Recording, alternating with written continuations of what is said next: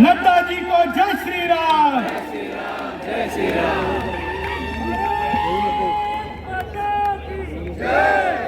बोलिए छत्रपति शिवाजी महाराज की जय। छत्रपति शिवाजी महाराज की जय। छत्रपति शिवाजी महाराज की जय।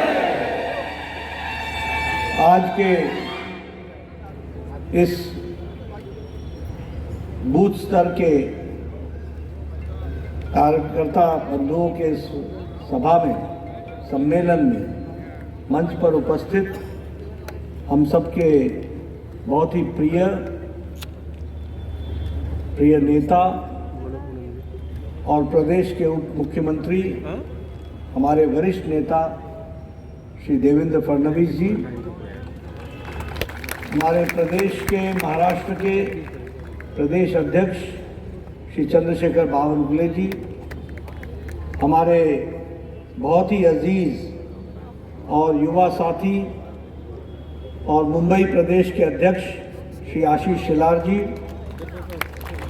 हमारे राष्ट्रीय सह संगठन मंत्री श्री शिव प्रकाश जी, हमारे विधान परिषद के नेता प्रवीण दरेकर जी, संसद में मेरे साथी और वरिष्ठ साथी गोपाल शेट्टी जी, पूर्व में सांसद रहे और मेरे वरिष्ठ साथी युवा काल से किरीट सुमैया जी, हमारे समस्त आमदार, विधायकगण और प्रदेश के पदाधिकारी, जिला के पदाधिकारी और मंडल के पदाधिकारी और बूथ स्तर के कार्यकर्ता बंधु और मेरे मीडिया के साथी, यह हम सब के लिए बहुत ही सौभाग्य की बात है कि आज मुझे मुंबई में आप सब लोगों के दर्शन करने का सौभाग्य मिला और आप सब लोग इतनी बड़ी संख्या में यहाँ पर एकत्र आए हैं।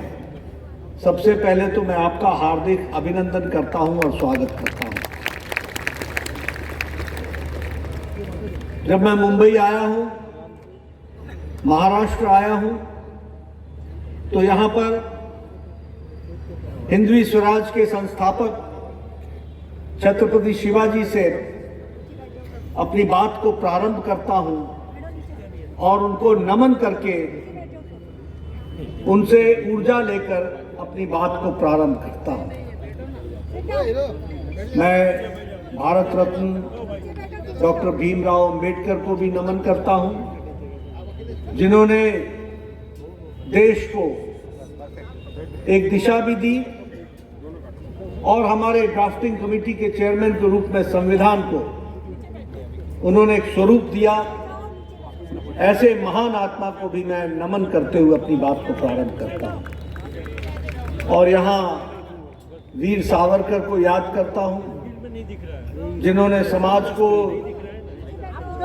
और हिंदू कॉज को के लिए अपना सारा जीवन समर्पित कर दिया। उनको भी मैं नमन करता हूं। मित्रों, मुझसे पूर्व वक्ताओं ने आपके सामने बहुत सी बातें कही हैं और उस बातचीत में उन्होंने रिस्पेक्ट दो ना सर, आप भी जाइए। मोदी जी के नेतृत्व में क्या क्या हुआ, देश में क्या हुआ, महाराष्ट्र में क्या हुआ, मुंबई में क्या हुआ, इसकी बात को बहुत तफसील से उन्होंने रखा है। सबसे पहले तो मैं ये कहना चाहूंगा, आज जैसा कि अभी मंच संचालक बोल रहे थे, मुझे याद आया कि शायद वो 29-30 दिसंबर 1980 का था, जब समता नगर में भारत रत्न अटल बिहारी वाजपेयी ने कहा था कि मैं ये धृष्टता करता हूं पश्चिम सागर के तट पर खड़े होकर कि अंधेरा छटेगा, सूरज निकलेगा और कमल खिलेगा। आज हम कह सकते हैं कि कमल मोदी जी के नेतृत्व में पूरी तरीके से खिल गया है। 44 साल की यात्रा में हम सब लोगों ने बहुत से मुकाम देखे और वैसे अगर मैं कहूं तो 1951 से 1951 से जनसंघ से लेकर आज 2024 तक हमने बहुत मुकाम देखे, हमने उपेक्षा देखी, हमने उपहास भी देखा अपना, हमने संघर्ष भी देखा, हमने अपने आप को 2 की संख्या में भी देखा, और आज हम दुनिया की सबसे बड़ी पार्टी के रूप में विराजमान होते हुए भी देख रहे हैं। मित्रों, ये हम सब के लिए बहुत ही गौरव का विषय है, सौभाग्य का विषय है। 4-4, 5-5 पीढ़ियां खप गई। लोगों ने अपनी जमानत बचाने का प्रयास करने में ही खुशी मनाई। हारना तो तय देखा, लेकिन जमानत बन जाए तो उसमें भी हम खुश हो जाया करते थे। हमने वो समय भी देखा जब लोगों ने अपनी जमीनों को बेचकर जनसंघ के दिए को दीप जलाया और उसको आगे बढ़ाया। हमने वो दिन भी देखा जब 1,25,000 से ज्यादा लोग maintenance of internal security act Misa के तहत और DIR के तहत 22 महीने जेल में रहकर, परिवारों से अलग होकर, और परिवारों को देखने वाला कोई नहीं था, ऐसी अवस्था में भी भारत माता की जय कह करके वो सत्याग्रह के लिए निकल पड़े। आज हम कितने सौभाग्यशाली हैं कि मोदी जी के नेतृत्व में पिछले 10 साल का इतिहास, ये गौरवशाली इतिहास और उपलब्धियों भरा इतिहास रहा है, और ये उपलब्धियों भरा हम सबको देखने का मौका मिला है।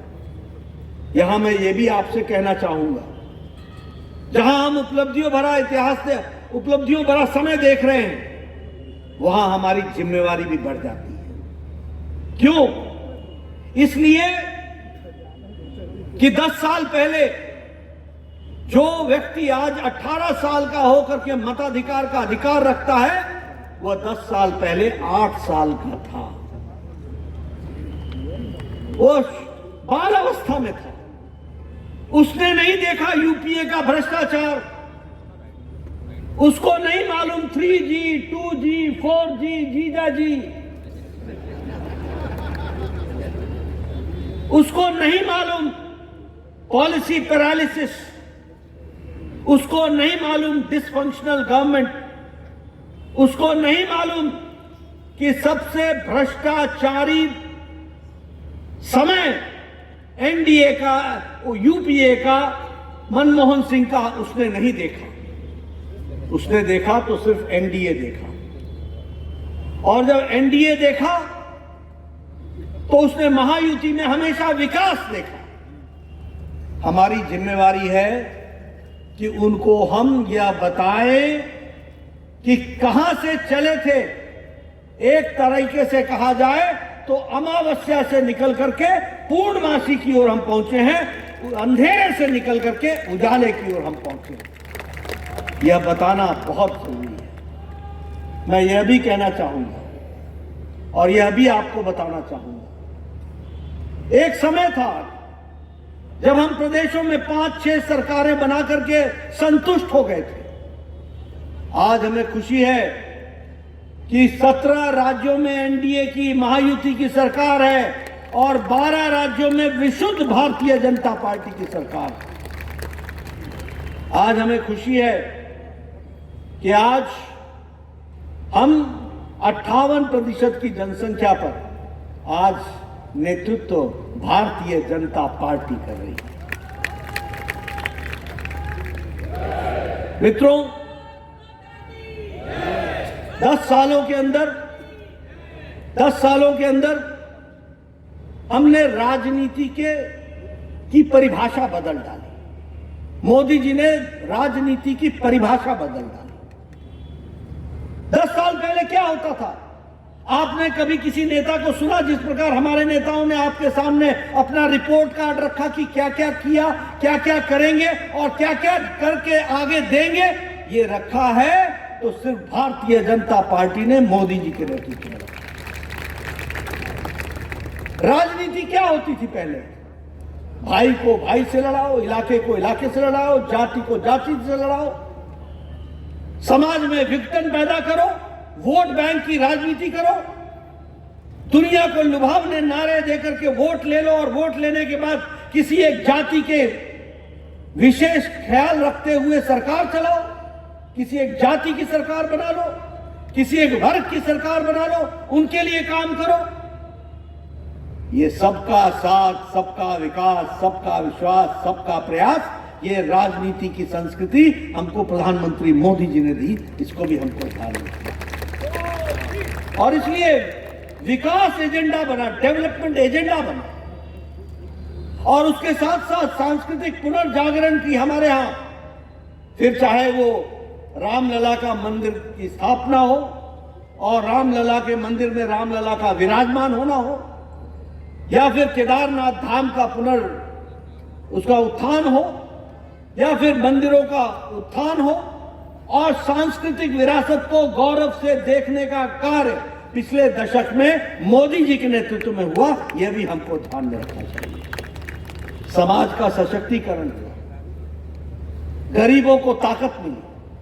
लोग गरीबों के नाम पर वोट लेते थे और गरीबों से छल करते थे और अपना घर भरते थे, यह राजनीति की संस्कृति थी।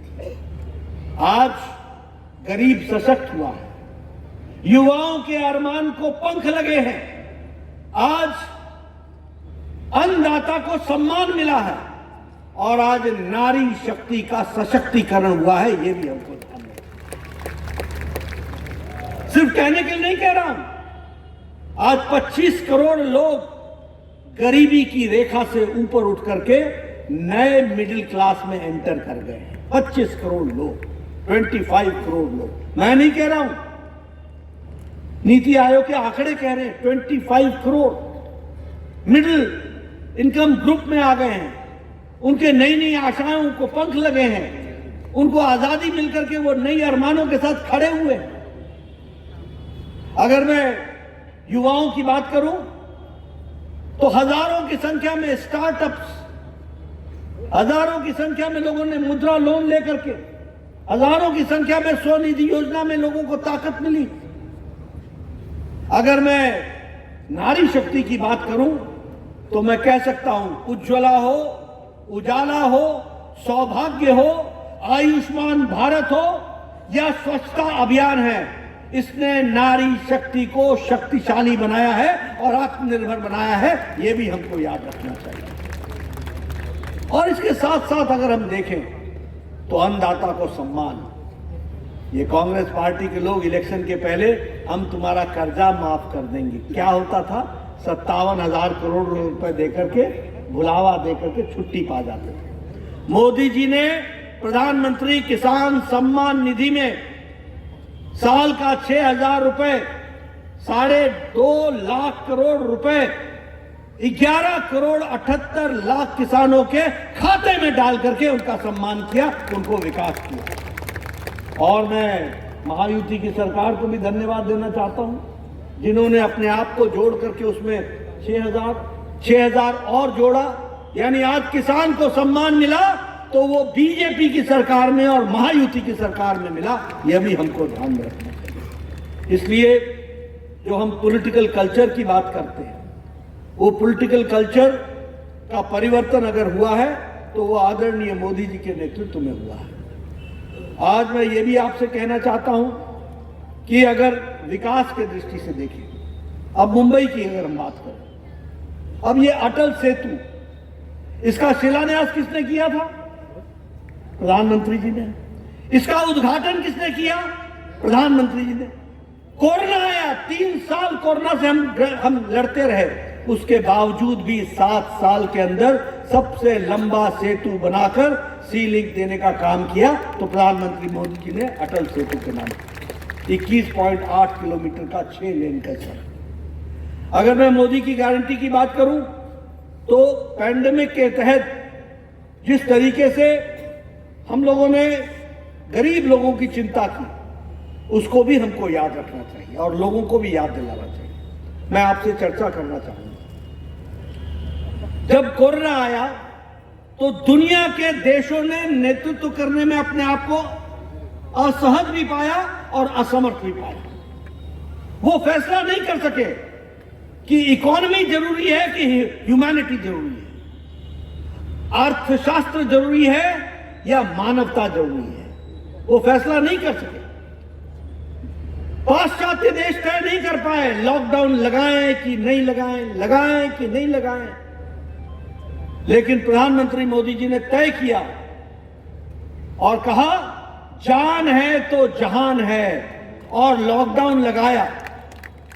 और उस समय भी कांग्रेस पार्टी के लोगों ने क्रिटिसाइज किया था, लेकिन हम लोगों ने लॉकडाउन लगाया, देश को तैयार किया।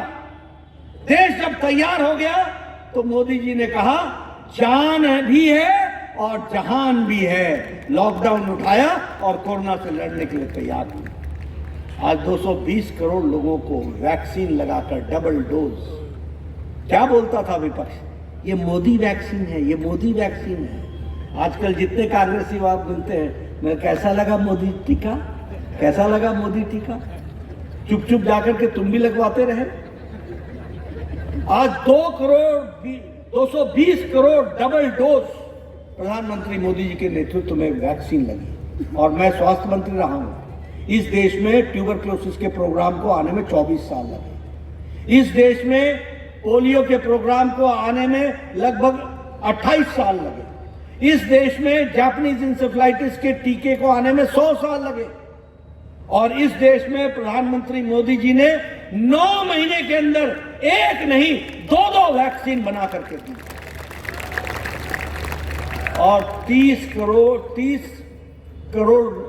देशों को, 100 देशों को 30 करोड़ डोज वैक्सीन मैत्री में भी दी, यानी विश्व मित्र की भी भूमिका अदा की। वो भी हम सबको ध्यान में रखना चाहिए। अगर मैं यहाँ के विकास की बात करूं तो चाहे 4 लेन्स बनने की बात हो, चाहे मेट्रोज की बनने की बात हो, फिर चाहे आपके स्टेशंस को रेनोवेट करने की बात हो। आज अमृत भारत में 1300 स्टेशन को रेनोवेट किया जा रहा है, और उसमें भी आपके यहाँ भी लगभग इसी तरीके से 20-25 रेलवे स्टेशन हैं जिनका महाराष्ट्र में भी रेनोवेट हो रहा है। अब ये रेलवे स्टेशन और एयरपोर्ट में 1 साल बाद आपको अंतर नहीं दिखेगा, इस तरीके का विकास चल रहा है। ये भी हमको ध्यान में रखना चाहिए। इसलिए अब मैं शिवाजी महाराज टर्मिनस की बात करूं तो 1800 करोड़ रुपए खर्च हो रहे हैं, और जो 4,50,000 कम्यूटर्स प्रतिदिन जाते हैं, अब उसका रीडेवलपमेंट हो रहा है, और वह स्टेट ऑफ आर्ट बन करके तैयार होगा शिवाजी टर्मिनल, महाराज टर्मिनस। इसको भी हमको ध्यान में रखना चाहिए। और उसी तरीके से sewage plant, 7 sewage plant Mumbai को, एक बहुत बड़े इलाके को, वो जो थिकली पॉपुलेटेड है, उसको भी एक नया अरमानों के साथ एक स्वच्छ जीवन जीने का भी मौका मिलेगा, और अरब सागर में जो गंद जाता था उसको भी हम रोक सकेंगे। यह भी उस समय संभव होता है। इसलिए चाहे डेवलपमेंट की, जैसा मैंने कहा, आज महाराष्ट्र में वंदे भारत की 7 ट्रेनें चल रही, 7 ट्रेन आज all India institute of medical sciences Nagpur में बन करके तैयार हो गया। आज मेडिकल कॉलेजेस की श्रृंखला लग गई है। इसलिए विकास चाहे देश का हो चाहे महाराष्ट्र का हो, हमेशा भारत में एनडीए में मोदी जी के नेतृत्व में विकास ने एक नई छलांग लगाई है। मैं जब आपसे अमृत भारत रेलवे स्टेशन के बारे में बोल रहा था तो मेरी गिनती गड़बड़ हो गई थी, मैंने 26 बताया। 126 स्टेशन महाराष्ट्र में अमृत भारत में रेनोवेट हो रहे हैं, 126।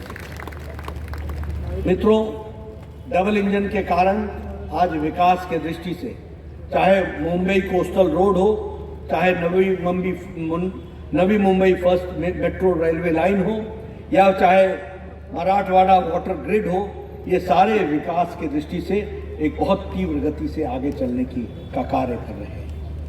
मैं आपसे एक निवेदन करना चाहता हूँ। ये जो सौभाग्यशाली समय है, इस सौभाग्यशाली समय के हम भागीदार हैं। ये हमारी जिम्मेवारी है।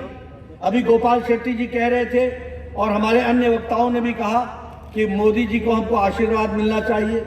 मोदी जी को आशीर्वाद देने के लिए मुंबई की जनता, महाराष्ट्र की जनता ने तय कर लिया है। हम लड़ाई जीतने की नहीं कर रहे हैं, हम लड़ाई रिकॉर्ड मार्जिन से जीतने की कर रहे हैं, उसकी हम तैयारी कर रहे हैं। और ये सौभाग्य हमारे कंधों पर है।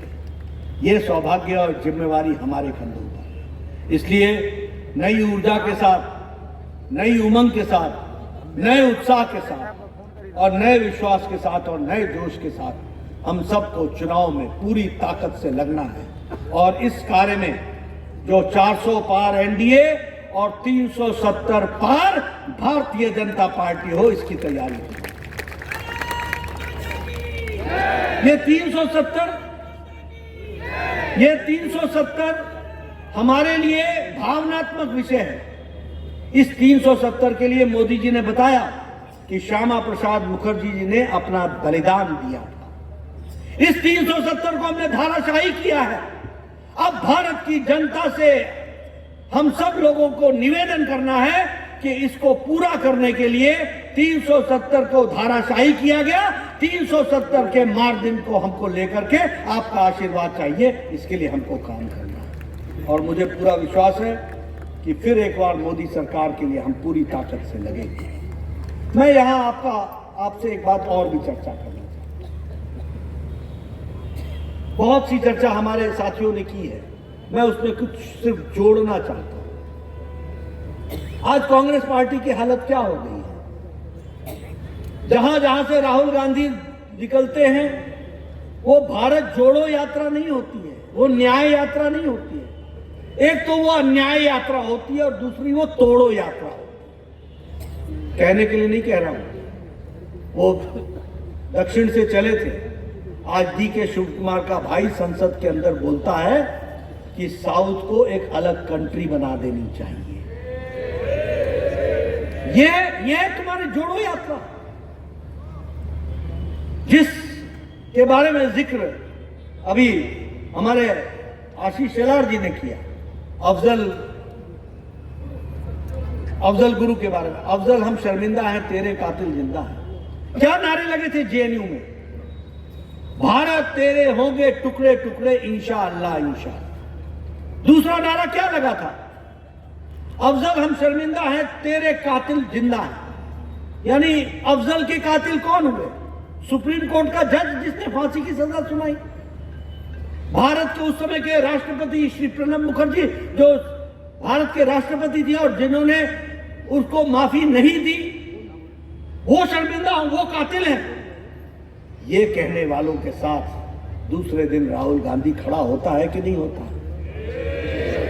ये जोड़ो यात्रा पर चले, तुमको देश से माफी मांगनी चाहिए।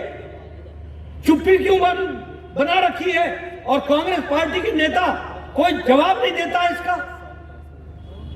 अफजल हम शर्मिंदा हैं, तेरे कातिल जिंदा हैं, उनके साथ तुम गले से गला मिलाकर चलते हो। भारत होंगे टुकड़े टुकड़े इंशाअल्लाह इंशाअल्लाह, इनके साथ तुम खड़े होते हो और फिर जोड़ो यात्रा पर निकलते हो। तुमको देश से माफी मांगनी चाहिए। दूसरी बात, ये इंडिया अलायंस है क्या? इंडिया अलायंस है क्या? ये अलायंस जितने लोगों पर मुकदमे हैं उनका अलायंस है। ये अलायंस परिवार को बचाने का अलायंस है। यह अलायंस संपत्ति को बचाने का अलायंस है। यह अलायंस भ्रष्टाचार को छुपाने का अलायंस है। और इसके सिवाय ये कोई अलायंस नहीं है। यह वंशवाद का अलायंस है, यह प्रॉपर्टी का और भ्रष्टाचार का अलायंस है, इससे ज्यादा कुछ नहीं। अब आप कहोगे मैं कैसे कह रहा हूं?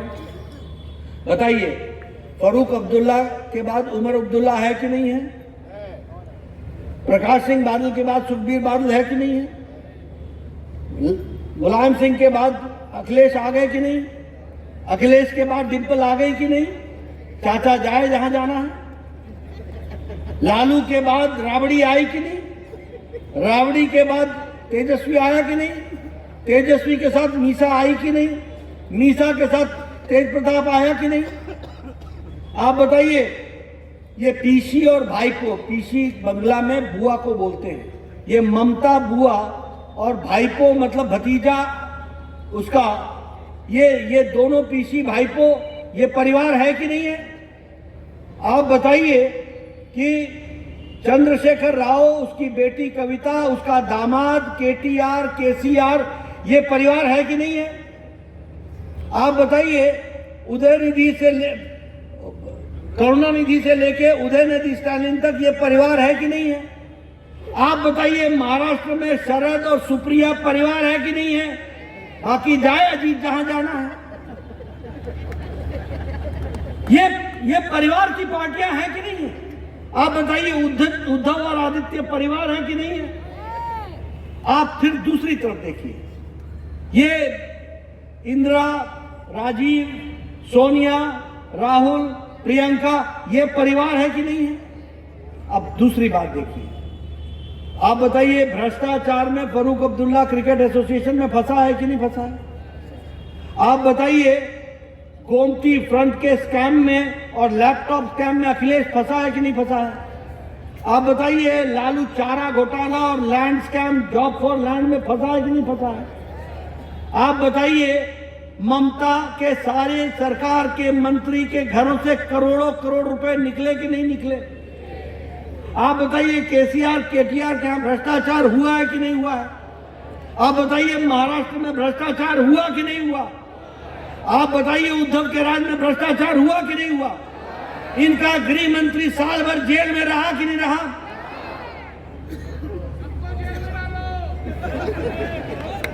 दो 2024 का नतीजा निकालो।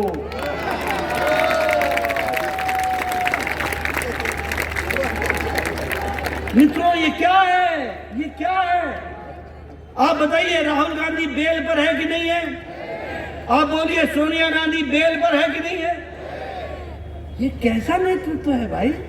सारे बेल में। आप बताइए, केजरीवाल ईडी से बच रहा है कि नहीं बच रहा है? डर किस बात का है? डर किस बात का है? आप बताइए, उसका उप मुख्यमंत्री जेल में है कि नहीं है? आप बताइए, उसके अन्य सांसद जेल में है कि नहीं है? ये भ्रष्टाचार का टोला का अलायंस है, यही गठबंधन है। तो मैं एक ही बात कहना चाहता हूं, आप बताइए, एक तरफ मोदी जी के नेतृत्व में देश के विकास के लिए नई छलांग लगाने के लिए भारत तैयार है। 11वीं से हम छलांग लगा करके 5वीं अर्थव्यवस्था बन गए हैं। 2024 में आपका फिर से 370 का आशीर्वाद मिलेगा और भारत मोदी जी के नेतृत्व में हैट्रिक लगाएगा, तीसरी बार सरकार में आएगा और तीसरे नंबर की अर्थव्यवस्था बन जाएगा। इस तरीके की व्यवस्था होगी।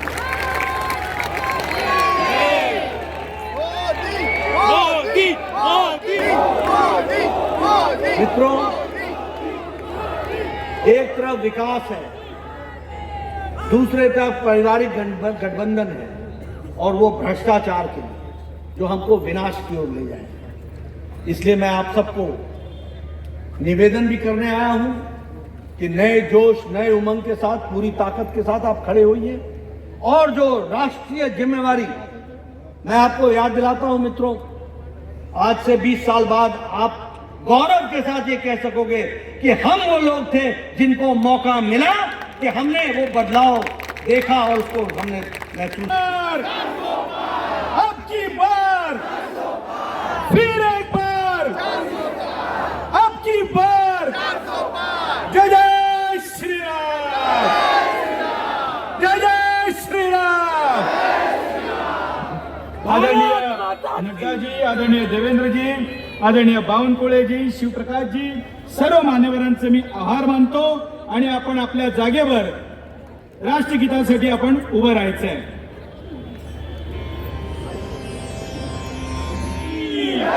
भारत माता की। या मैदानाची व्यवस्था पाहणारे महापालिका, त्यांनी डेकोरेशन केलं ते संतोष सिंह